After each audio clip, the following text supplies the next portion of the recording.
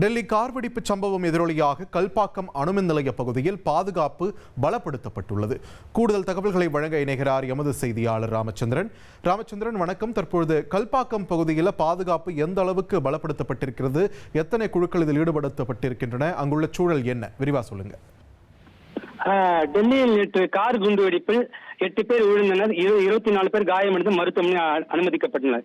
இந்நிலையில் நாடு முழுவதும் பாதுகாப்பை பலப்படுத்த மத்திய உள்துறை அமைச்சகம் உத்தரவிட்டுள்ளது. இதையடுத்து செங்கல்பட்டு மாவட்டம் கல்பாக்கத்தில் உள்ள அணுமின் நிலையம், சென்னை அணுமின் நிலையம், இந்திரா காந்தி அணு ஆராய்ச்சி மையம் ஆகிய உற்பத்தி பிரிவுகளில் 4 அடுக்கு பாதுகாப்பு படையின் கீழ் கொண்டு வரப்பட்டுள்ளது. மேலும் இன்று பணிக்கு செல்லும் ஊழியர்களின் வாகனங்கள் சிஎஸ்எஃப் எனப்படும் மத்திய தொழிலக பாதுகாப்பு படை போலீசார் அங்குலம் மூலமாக பரிசோதனை செய்யப்பட்டுள்ளனர். அவர்கள் உள்ளே அனுமதி வந்தனர்.